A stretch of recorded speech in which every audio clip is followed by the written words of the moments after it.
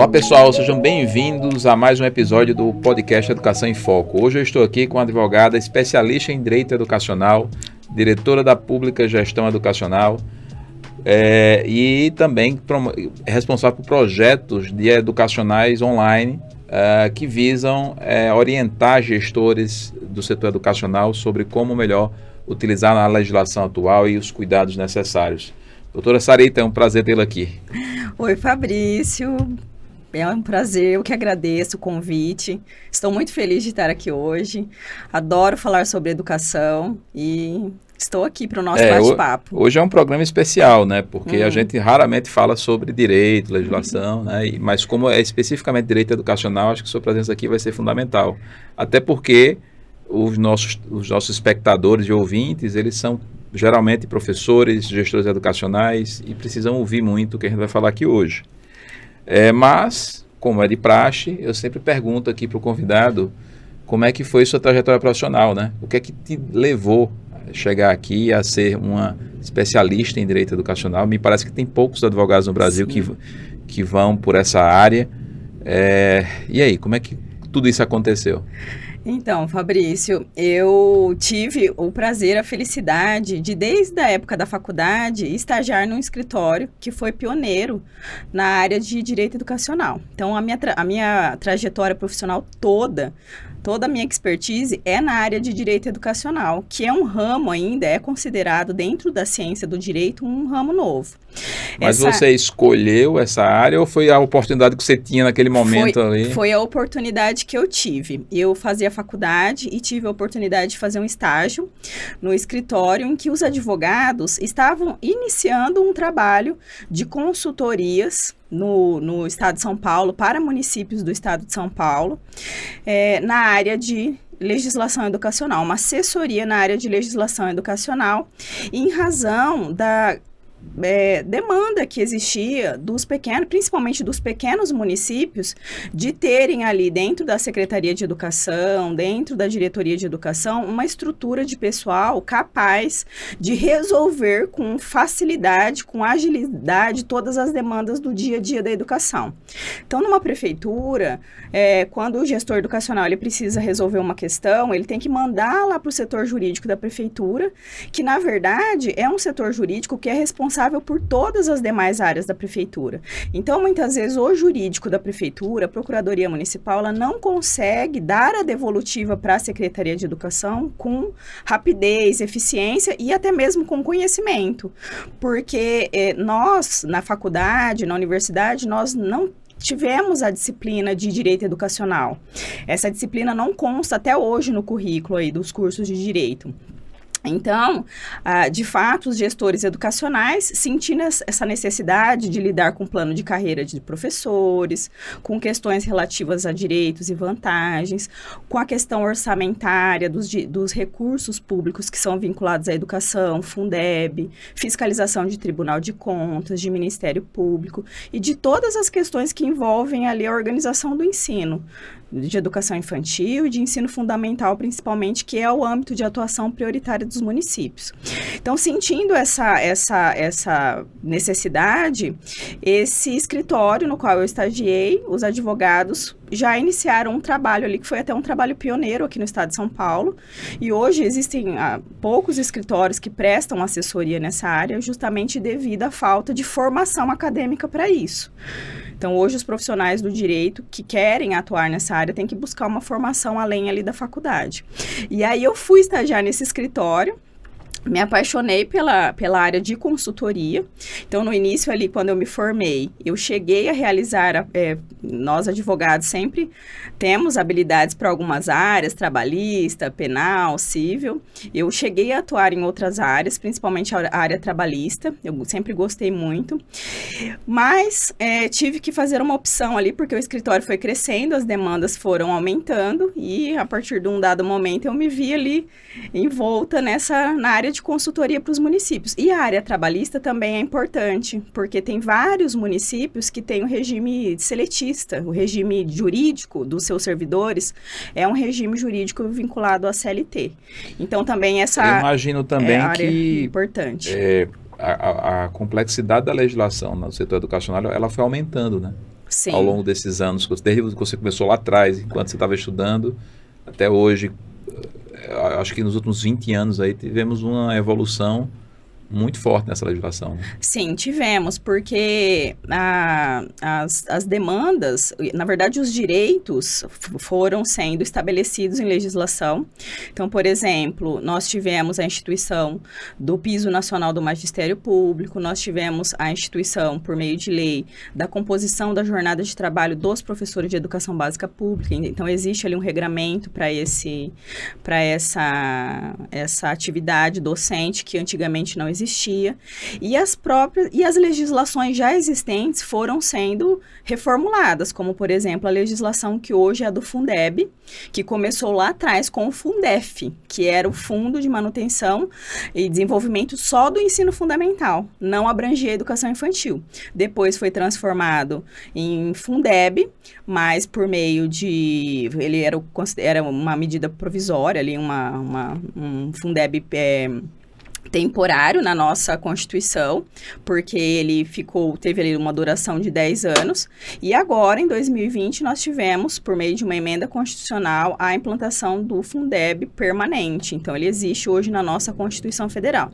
Então, de fato, houve toda essa evolução, tanto na parte de financiamento da educação, quanto na parte de direitos em relação ao pessoal do magistério, valorização dos profissionais, que não apenas do magistério, mas dos demais profissionais de apoio escolar, que muitas vezes eram esquecidos, e dentre outras inúmeras situações relacionadas ao atendimento do aluno, como a questão da educação especial, que vem aumentando muito, porque por conta justamente do avanço aí da medicina, enfim, dos diagnósticos, a legislação educacional tem que se adequar para oferecer o melhor atendimento para esse aluno dentro da escola.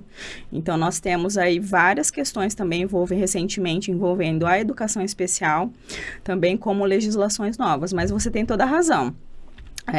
Essa parte aí, toda essa questão da legislação tem, e na verdade, isso faz parte da educação, porque a educação é muito dinâmica. Esse resumo que você deu em 1 minuto aí da legislação já me deixou tonto. É muita coisa, né, que foi mudando, e isso aí é só uma pequena parte, tem mais coisas, já tem complementação de Fundeb, tem um monte de coisa que veio depois, né. Porque a educação é muito dinâmica. Ali no dia a dia da escola, acontecem várias situações no dia a dia. Seja em relação, por exemplo, a questões envolvendo o aluno que está ali dentro da sala de aula, que tem que ser protegido, ele tem que estar num ambiente seguro. As relações que acontecem entre alunos e professores, questões disciplinares, questões internas da escola, como questões jurídicas relacionadas à organização desse ensino. Então, a educação, quem trabalha na educação sabe que ela é muito dinâmica e a legislação tem que seguir esse ritmo para poder atender as demandas. Sim, mas não vamos perder o fio da meada, né? Você estava lá estagiando no escritório e aí o que aconteceu? E aí, por conta do crescimento do escritório, das demandas que foram surgindo, eu tive que me especializar, eu e os outros advogados, que eram meus sócios, e aí eu tive oportunidades de crescimento dentro desse escritório, então comecei como estagiária, depois como advogada associada, e cheguei até a sociedade do escritório. Você veio do chão de fábrica mesmo? Eu vim do chão de fábrica. Todas as vezes que eu contrato alguém para trabalhar no escritório, eu sempre falo, olha, eu passei por isso, desde fazer o cafezinho, desde ajudar ali na limpeza, como estagiária, fazer planilha, fazer tabela, enfim, até... É diferente, né? Quando a carreira da pessoa vem do chão de fábrica, você vai subindo, você ganha uma bagagem que é diferente dos outros, diferencia dos outros. E deu para perceber, porque eu conheci alguns secretários de alguns municípios que trabalham com a Sarita, e a gente percebe que a relação advogado e instituição e os secretários em si é uma relação diferente, né? É quase como uma relação de amizade ali, de confiança, de muita confiança, né? Muita. Conquistar isso, imagino que não seja uma coisa muito fácil, muito simples. Não é. E esse é o grande prazer que eu tenho de trabalhar nessa área da educação, apoiando aí esses secretários de educação, porque nessa relação diária que nós temos, o advogado, ele vem para quê? Nesse caso, o consultor educacional, o advogado na área de direito educacional, ele vem para socorrer, literalmente, o gestor educacional ali no dia a dia. Então, o gestor, aconteceu alguma coisa na escola, ele não sabe como proceder, se tem que encaminhar para o conselho tutelar, se tem que chamar a polícia, ou alguma coisa em relação à aplicação do recurso. A gente sabe que tem muita fiscalização em relação ao recurso da educação, por conta que é a pasta que mais tem recursos na área pública, né? Então, no caso dos municípios, 25% do orçamento vamos falar disso daqui a pouco. Você está fugindo da sua história. Vamos finalizar essa história. Você estava no escritório, virou sócia. Virei sócia. E aí fui me especializando, fui aprendendo e, na verdade, conhecendo.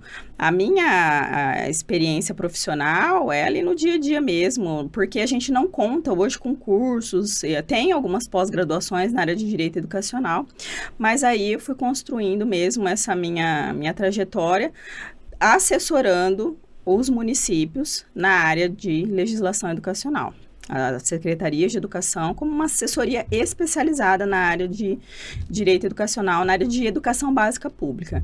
Porque muitas vezes as pessoas me perguntam, direito educacional, mas você assessora escola privada? Não, meu foco é educação pública. Mas hoje você também atua meio que um trabalho educativo e preventivo junto a essas secretarias, né? Isso. E aí, porque justamente em razão desse socorro que a gente oferece para os gestores educacionais na área de legislação, eles sempre nos questionavam, doutora Sarita, os outros advogados, vocês não podem vir aqui para explicar essa legislação para os professores da minha rede, ou para explicar essa parte da legislação, ou esse determinado tema para os meus diretores de escola, para os meus coordenadores pedagógicos, vem aqui dar um treinamento.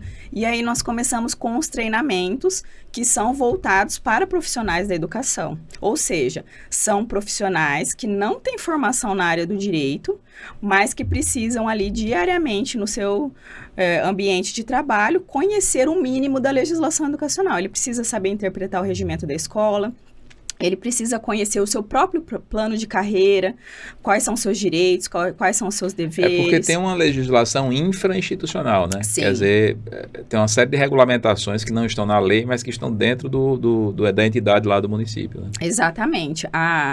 Nós temos aí a Constituição Federal e a LDB, a Lei de Diretrizes e Bases, como as legislações máximas aí sobre a educação. No entanto, a própria LDB deu autonomia para os estados e municípios baixarem normas complementares para os seus respectivos sistemas de ensino. Então, os municípios, as redes municipais e as redes estaduais, quando não encontram solução na legislação ali infraconstitucional, nacional, federal, nem nas diretrizes do Conselho Nacional de Educação, que também frequentemente expedem normas, enfim, aí cabe ao município baixar essas normas complementares. Por isso que a gente vê uma diversidade de direitos e vantagens. Por que um professor tem determinada vantagem no município e no outro não tem? Porque tem algumas questões, alguns direitos que são comuns a todos, porque está na legislação federal, mas outros direitos estão previstos em legislações locais. Então, vou fazer uma pergunta capciosa agora. Sim. Muitos secretários de educação e de outros setores também, mas como foco aqui é educação, focar na educação. Aceitam o convite para serem secretários sem entender ao certo o nível de responsabilidade que ele assume após ele ser empossado naquele cargo, né? Principalmente no que tange a questão da ordenação das despesas, etc., né? Hoje, se você pudesse dar um conselho para todo mundo que eventualmente pode ser convidado a ser um secretário de educação, qual é o conselho que você daria para que essas pessoas assumam esses cargos com mais segurança? Principalmente os municípios menores, que geralmente não têm uma infraestrutura jurídica tão forte, né? Não tem um escopo de funcionários mais profissionais no setor. Como evitar que pessoas comuns, que querem fazer o bem, em boa parte dos casos, não caiam em armadilhas da legislação e terminem saindo como se fossem pessoas bandidos, etc., quando na verdade foi a falta de habilidade e de entendimento da legislação sobre como atuar naquele cargo, né? Sim. Não, a dica, a orientação é justamente para que eles passem por algum tipo de treinamento ou formação para conhecer esse mínimo da legislação que eles terão que lidar ali no dia a dia, principalmente a legislação que trata dos recursos financeiros, já que a fiscalização é muito intensa e isso realmente tira o sono do gestor público, do gestor educacional. E como a gente sabe que o gestor educacional muitas vezes faz tudo ali dentro de uma secretaria de educação, no caso dos municípios pequenos, ele muito provavelmente também não dará conta. E aí entra a questão da assessoria, de buscar uma assessoria especializada na área de legislação educacional, porque aí esse gestor terá, obviamente, uma gestão mais segura, mais eficiente e vai otimizar ali o trabalho dele, já que ele terá muito mais facilidade para resolver várias questões do dia a dia. Os riscos, eles incidem no CPF, né?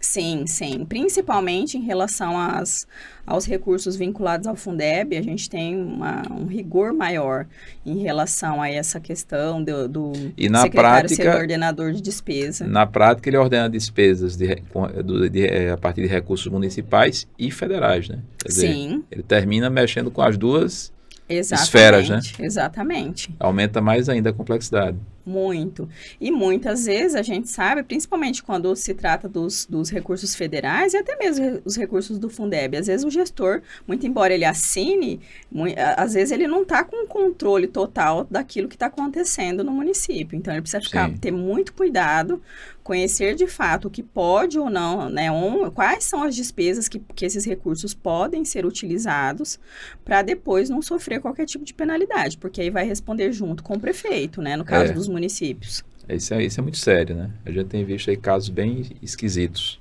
Uhum. Na minha concepção, a legislação educacional do Brasil, ela passou por 3 fases. Na primeira fase, a legislação, ela meio que incentivava o ente público a melhorar a educação por uma questão social. Sim. Né? Muito se focando ali no ganho social que é gerado a partir da melhoria da educação. Eu tenho a impressão que os governos foram verificando que isso não funcionou muito bem, porque como se trata de cargos políticos, então só o social não é suficiente. Você tem que ter algum ganho também de ordem política, né? A educação teria que se transformar numa bandeira política para que os municípios, os estados começassem a investir mais e com mais qualidade na educação. E aí o governo federal instituiu os processos de avaliação, principalmente. Sim. Principalmente a partir do final dos anos 90, 1990, e com um indicador muito claro, que é o IDEB, os políticos, os prefeitos, os secretários, eles passaram a ter a oportunidade de usar esse indicador como uma grande bandeira de resultado, que representa um bom resultado da educação para o seu município, para o seu estado. E aí agora eu tenho uma legislação que afeta 2 dimensões, né? O social e a dimensão política. Mas parece que essas 2 também não surtiram tanto efeito, a gente continua patinando na educação. E as legislações mais recentes agora também trouxeram uma terceira dimensão para esse processo, que é a dimensão financeira. Né? Sim. Muitos recursos hoje estão vinculados ao desempenho dos estudantes, inclusive, Sim. em avaliações a nível estadual e a nível federal. Então, o SAEB impacta fortemente no repasse de muitos recursos e, no caso do ICMS, um percentual bem considerável depende também do desempenho dos municípios nas avaliações feitas no âmbito estadual. Você poderia fazer um resuminho aí de quais são esses recursos e por que essas avaliações são tão importantes hoje e o impacto dessas 3 dimensões para o ente público e para o político em si, né? Sim. Como bandeira. Sim, você tem toda a razão. Nós tivemos aí, como última alteração importante, a emenda constitucional 108 do ano de 2020, que foi a que tornou o Fundeb, né, o Fundo de Manutenção e Desenvolvimento da Educação Básica, em um fundo permanente. Então, essa emenda constitucional, ela fez 2 alterações importantes na Constituição. Primeiro, que ela atrelou uma parte, ela modificou a forma de distribuição dos recursos do ICMS, que é o Imposto sobre Circulação de Mercadorias, vinculando ali uma parte, um percentual para que seja investido na educação. Então, houve uma alteração na Constituição Federal pela legislação do Fundeb.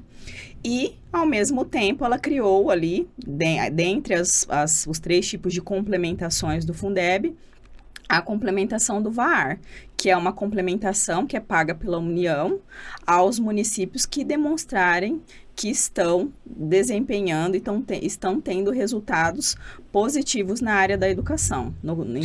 E esses recursos, né, eles são desvinculados de qualquer coisa, né? O gestor ele pode aplicar onde ele achar mais interessante, diferentemente do recurso do Fundeb, propriamente dito, que 70% tem que ir para a folha de pagamento, né? Exatamente. Esse tipo de recurso, já que é uma complementação, ele não pode, o gestor não pode abrir mão desse recurso, porque é um recurso importante. Inclusive, nós acreditamos que agora que essas complementações do VAR começaram a ser pagas, que os tribunais de contas irão fiscalizar isso também. Se o município deixou ali de cumprir alguma condicionalidade para receber essa complementação por omissão, podendo, inclusive, o gestor municipal vir a responder também por essa omissão. Por que o gestor não cumpriu aquela condicionalidade? É a avaliação de um ato reverso, né? Exatamente. Porque você tem 2 dimensões lá no VAR, que é o atendimento e a melhoria da educação.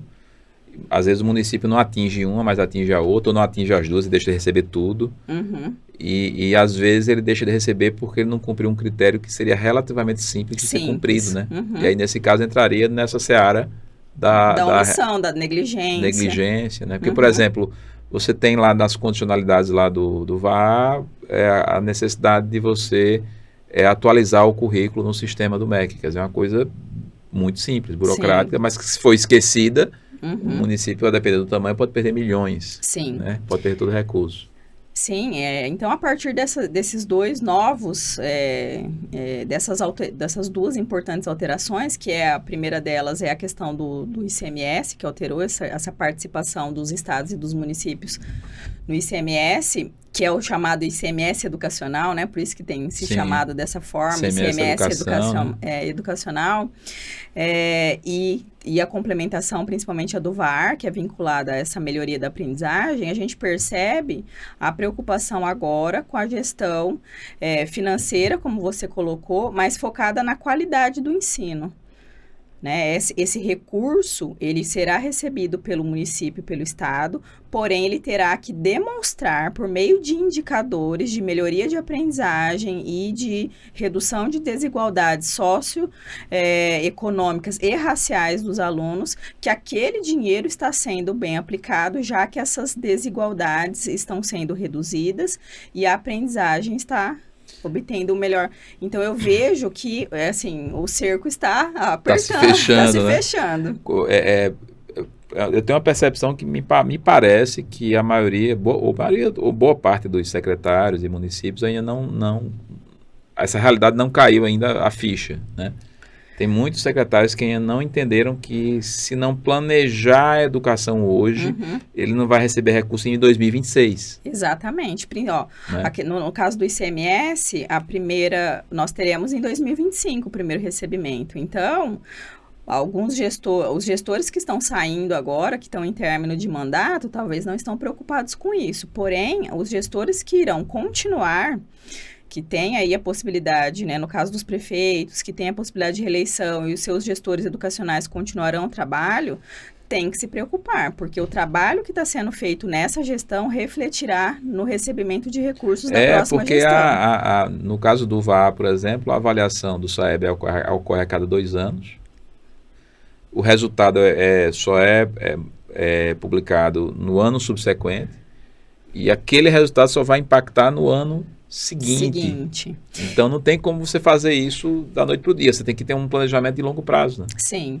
E aí, Fabrício, a importância do monitoramento contínuo, monitoramento ali diário desses municípios, porque o gestor, ele não pode esperar sair o resultado do SAEB para depois aguardar o recebimento desse recurso após um tempo. Ele precisa monitorar esse desenvolvimento para quando essas avaliações acontecerem, ele já ter ali uma ideia do que precisa ser corrigido para quando chegar na avaliação...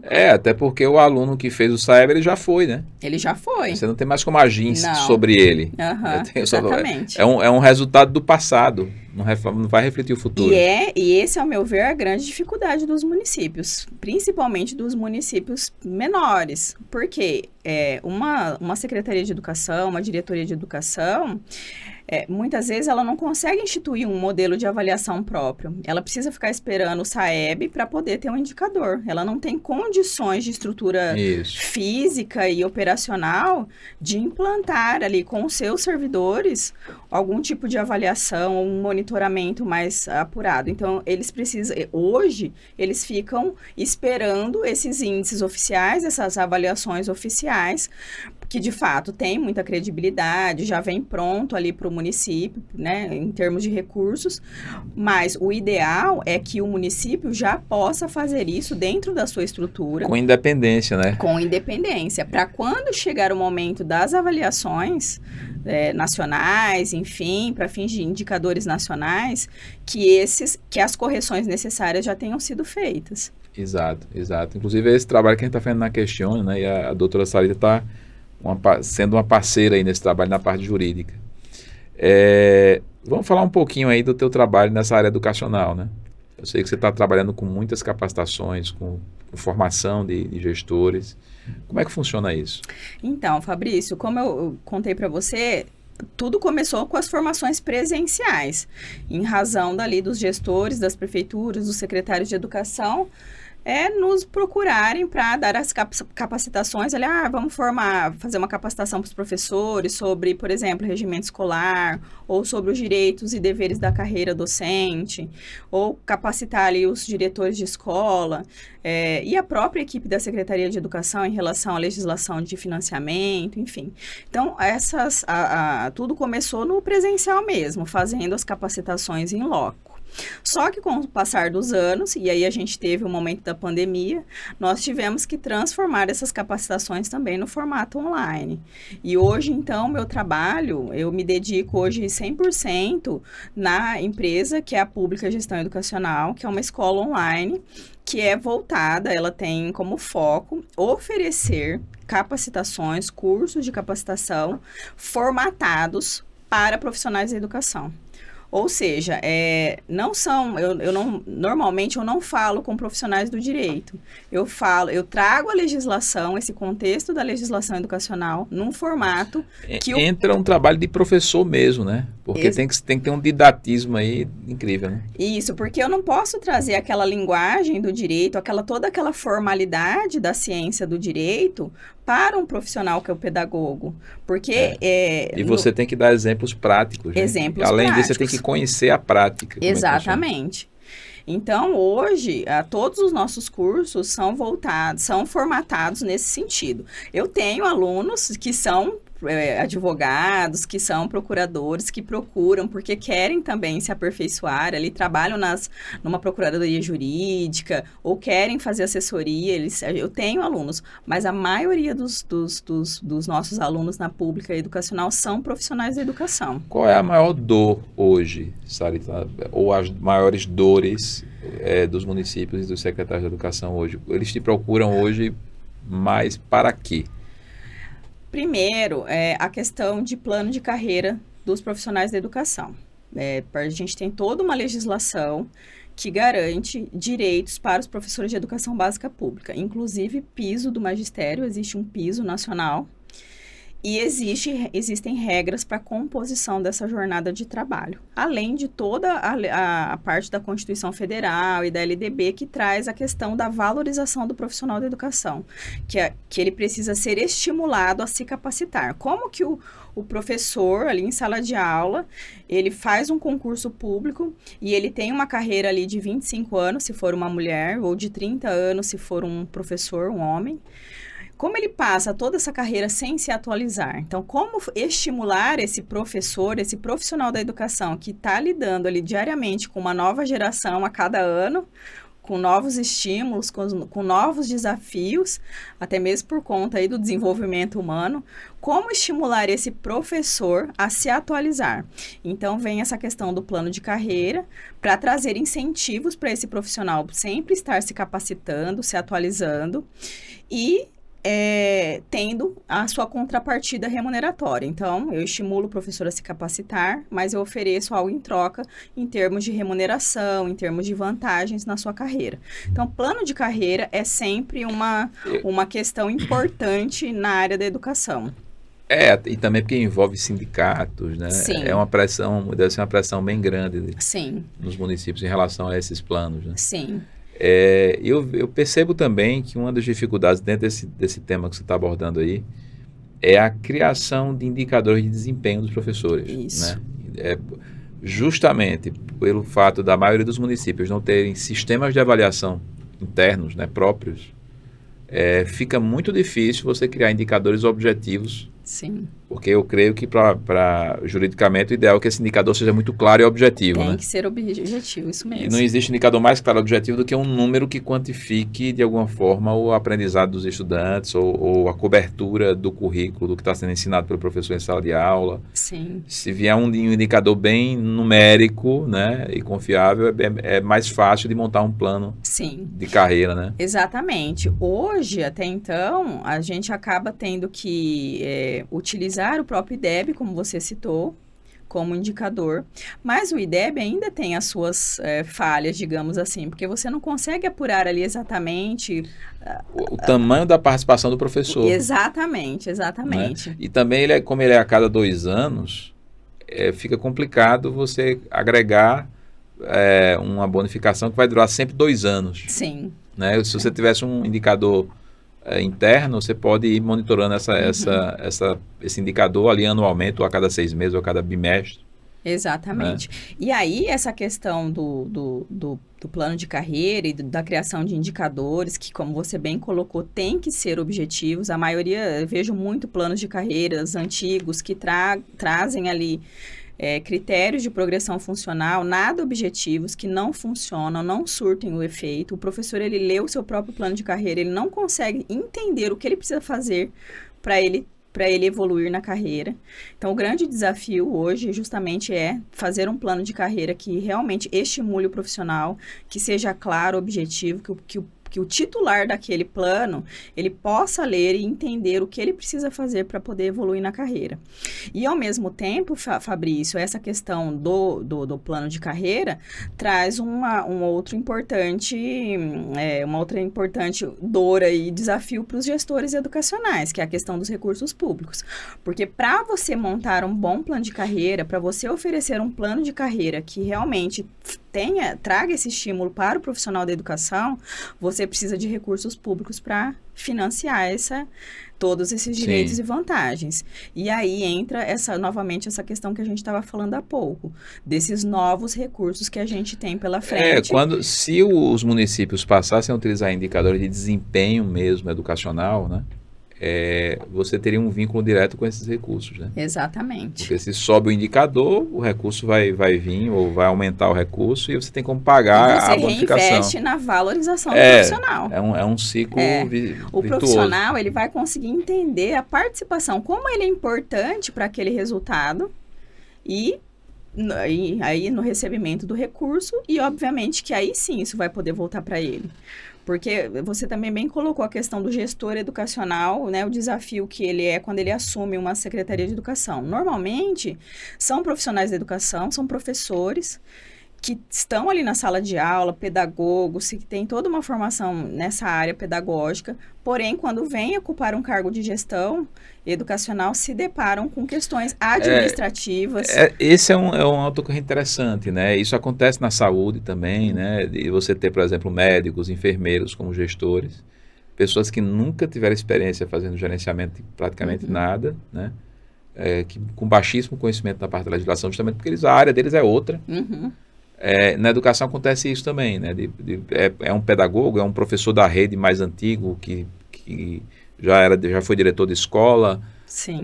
Você acha que esse é o perfil ideal ou isso aí, acho que o Brasil talvez merecesse uma mudança de cultura em relação a esses cargos de gestão.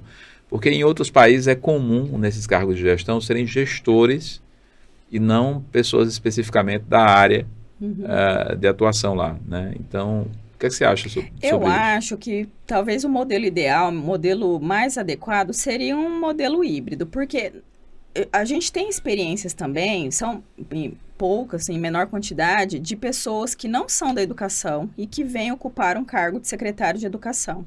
E aí eles não têm a vivência da sala de aula, eles não têm aquele dinamismo, eles não conhecem as urgências do dia a dia de uma escola. Muitas vezes a torneira quebra, tá faltando água, acabou a energia, e aí o transporte escolar não tem combustível, não tem pneu, como que transporta os alunos? Então, são demandas do dia a dia de uma rede de ensino, que o profissional ele precisa ter um pouco desse conhecimento. Então, eu acho que seria aí um modelo híbrido.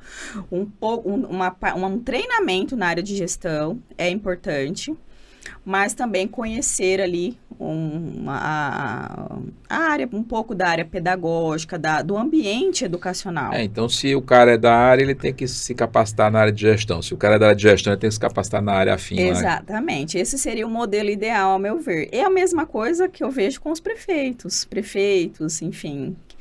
Muitas vezes, a gente tem empresários que vêm para o setor público, ou pessoas de outras áreas e talvez são muito bons na área em que trabalham, são muito técnicos, mas não tem aquela... E mesmo o gestor do setor privado, por melhor que ele seja, quando ele chega no setor público, ele se depara com uma situação completamente diferente. Né?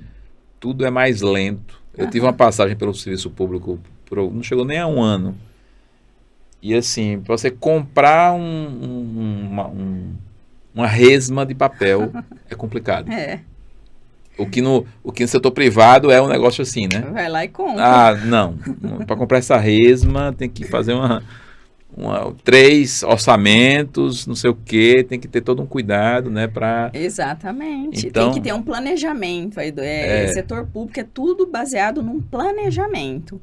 E você bem colocou. Agora a gente está aí com a implantação da nova lei de licitações. Os gestores educacionais também acho que é um outro desafio aí para os gestores educacionais. Tem que, além de... Já existia esse modelo, obviamente, da licitação, não é uma novidade na área pública, que precisa licitar, precisa ter um processo de compra. Porém, agora o processo ele tem que ser mais elaborado. Então... Voltando aí para a área de avaliação, o próximo SAEB é 2025, vai ser em 2025. Né? Então, os municípios e estados que querem maximizar o recebimento dos recursos do VAA, do ICMS, tem que focar nesse SAEB de 2025. Sim. Né? E a gente está a menos de 2 anos. Então, a hora seria agora. Exatamente. Né? Os municípios deveriam estar correndo para instituir sistemas de avaliação dentro do município, melhorar toda a parte pedagógica. Só que tem um detalhe, é ano de eleição municipal.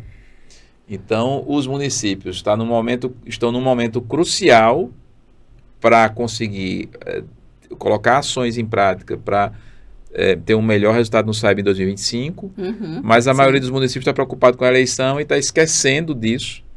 E o que vai acontecer em muitos municípios é prefeitos sendo reeleitos e quando chegar em 2025 o resultado do SAEB pode não ser bom e ele não vai receber um monte de recursos dentro da legislatura dele, né? Exatamente. E aí vai colocar a mão na cabeça e agora o que é que a gente faz? Né? Então, exatamente. Se não pensar no longo prazo, a coisa...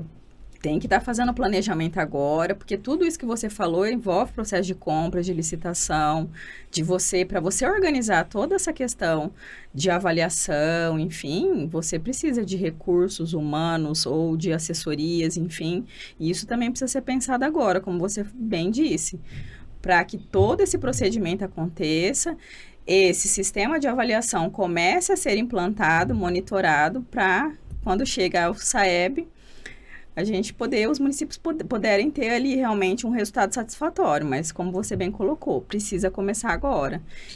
Outro tema aí que é bem importante é a questão dos alunos com necessidades especiais. Sim. Né? A gente tem visto aí um aumento bem considerável de alunos nessa situação, né? Sim. Como é que os municípios estão lidando com essa situação, com esses alunos, e está havendo muita judicialização nessa área? Sim. Nós temos, assim, visto na educação um aumento muito grande do número de alunos, principalmente com transtornos do desenvolvimento. O autismo teve aí um crescimento muito grande. Muito embora no Brasil a gente ainda não tenha pesquisas claras sobre esses dados específicos do Brasil. O que a gente tem são baseados em informações e dados de outros países, mas a partir desses dados, o gestor educacional já consegue fazer uma projeção para os próximos anos, e realmente é um desafio, porque existe uma legislação que assegura, no caso da educação pública, o sistema que eu chamo de dupla matrícula, que é o sistema que está lá previsto no Fundeb. O aluno, em razão do princípio da inclusão que vigora no nosso país, ele tem direito de estar matriculado na classe comum do ensino regular, então ele tem que estar incluído ali na classe comum. A gente, no nosso sistema educacional, não aceita mais aquelas chamadas classes especiais, só de alunos com deficiência. Então, esses alunos têm que estar incluídos. E isso aumenta muito a complexidade, né? Porque você vai ter um professor que está lidando com alunos com características, às vezes, bem diferentes, na mesma turma. Exatamente. E esse professor, em muitos casos, ele não está preparado para isso, né? Exatamente. E além disso, então, além desse profissional, que é o professor titular da classe comum, que precisa dessa capacitação na área de educação especial, porque ele tem ali um aluno incluído, você tem que oferecer na área pública o chamado AEE, que é o Atendimento Educacional Especializado, que é realizado em classes multifuncionais, onde o aluno que frequenta ali o turno regular, que está incluído no turno regular, ele vai para esse AEE no contraturno. As prefeituras já têm esses? Já tem. Já está bem difundido isso? Já tem. Pelo menos aqui em São Paulo, que é onde você conhece mais. Já né? tem, sim. Porém, os desafios são muitos, como você bem colocou.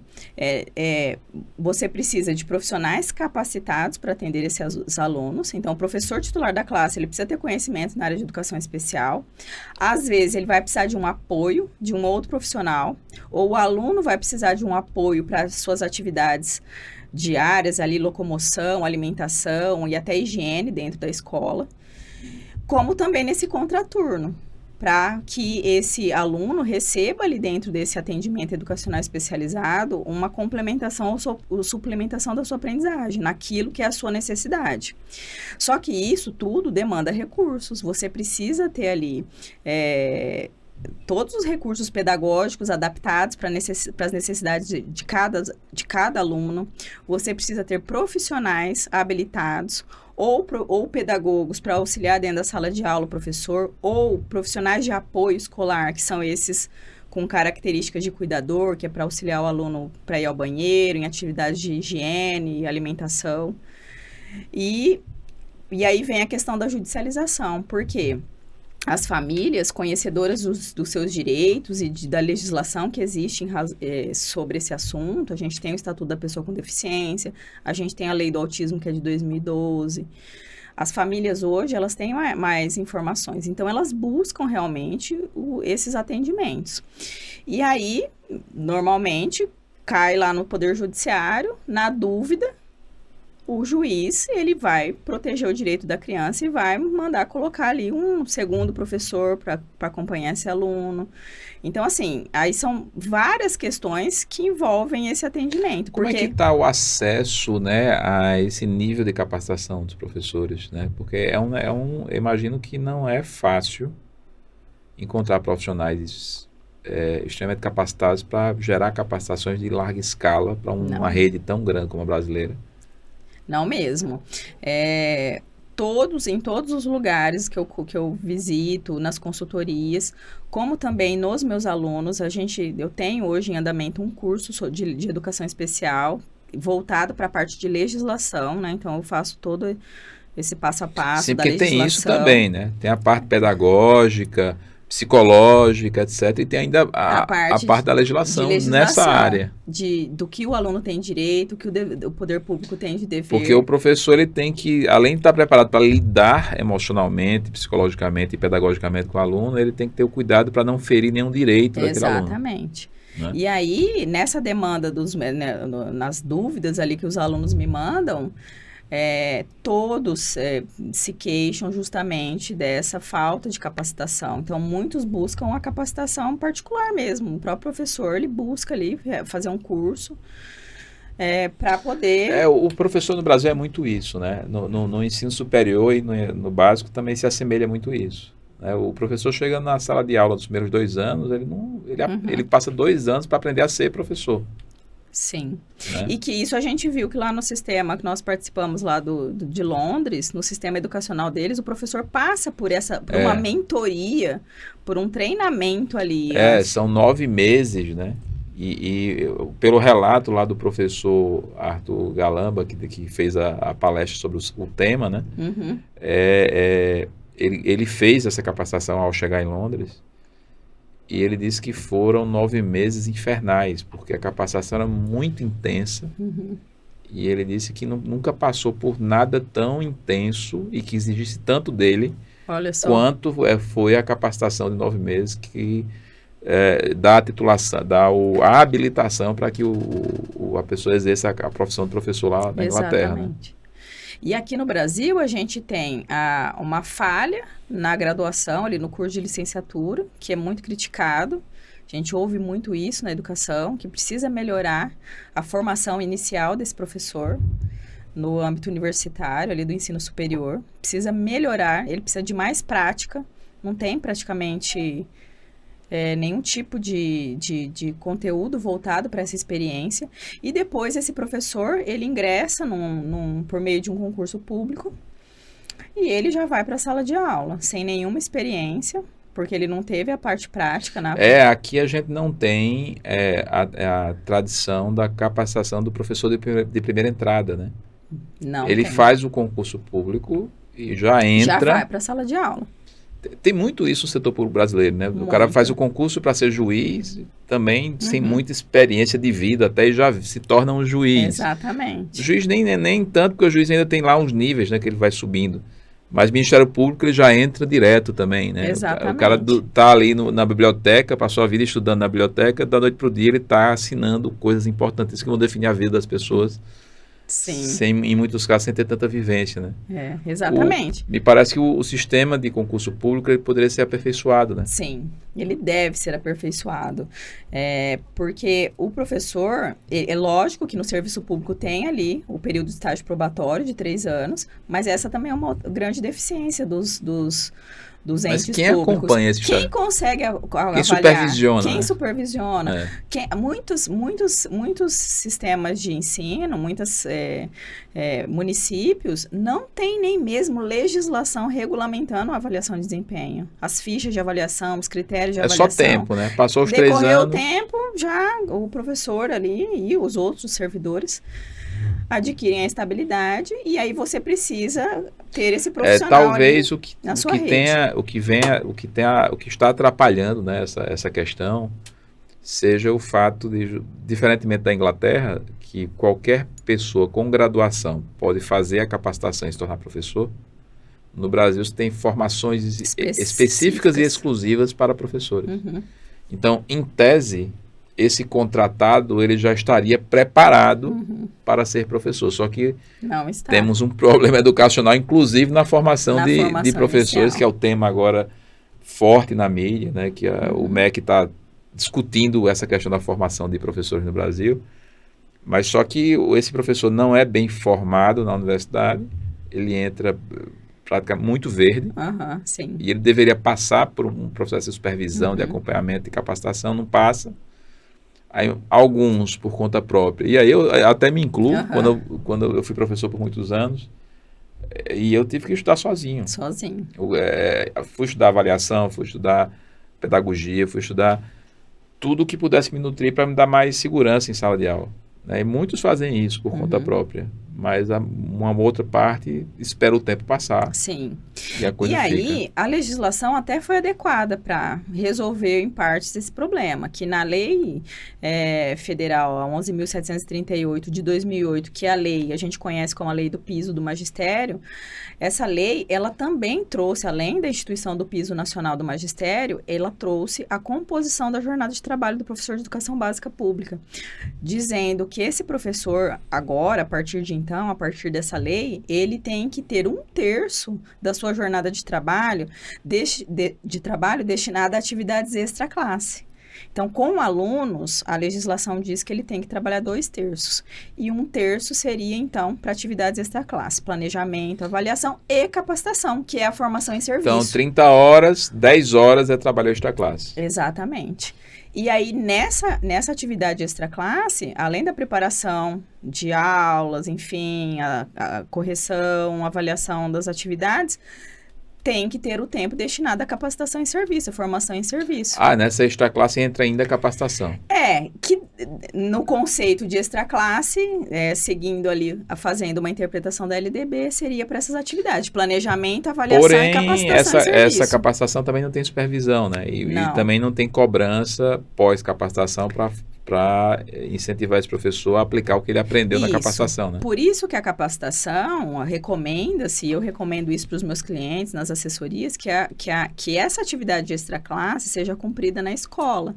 Porque na escola você consegue criar, supervisionar e também consegue criar dentro desses horários de atividades extra-classe, que são os chamados horários de trabalho pedagógico, você consegue fazer a formação em serviço pelos próprios profissionais ali da equipe gestora, os supervisores de ensino, a equipe de suporte pedagógico, ou contratando capacitações de fora para vir formar o seu professor. No entanto, muitos planos de carreira ainda dizem que essas horas, esse 1/3 da jornada, são cumpridas em local de livre escolha do professor. E aí você não tem esse controle, você perde o controle. Muita coisa para resolver. Doutora Sarita Pérez, o tempo está chegando ao fim, mas eu deixo a câmera e os microfones abertos aí para você falar de projetos seus, para você divulgar suas redes sociais. Sigam ela nas redes sociais, que vale a pena. O microfone é seu. Fabrício, eu queria agradecer primeiramente a você e ao Valdeci pelo convite de estar aqui. Adorei conhecer o trabalho da Questione. Estou encantada com o trabalho de vocês. Espero que tenha aí muitos frutos dessa parceria. Quero agora, no evento que a gente vai participar, conhecer um pouco mais do trabalho de vocês, porque como eu trabalho com educação há muitos anos e eu vejo o esforço aí desses gestores educacionais da luta diária, a maioria quer fazer um bom trabalho, mas falta ali recursos, faltam mecanismos. E eu, assim, por isso que eu estou aí realmente encantada com o trabalho da Questione. Eu acho que pode ajudar muito os profissionais, principalmente da área pública, que é a área que eu atuo. Então, muito obrigada pelo convite, fiquei muito feliz. E para quem está nos assistindo, que quer aprender um pouco mais sobre legislação educacional, eu faço o convite para seguir as redes sociais da Pública Educacional, que é essa escola online, onde nós formatamos cursos para profissionais da educação que querem conhecer a legislação educacional, querem aplicar essa legislação no dia a dia, ter uma atuação mais segura, mais eficiente, quer ele colocar a cabeça no travesseiro e dormir tranquilamente, porque sabe que está fazendo um trabalho bom dentro da lei e está buscando ali melhores resultados para a sua rede, para as suas escolas.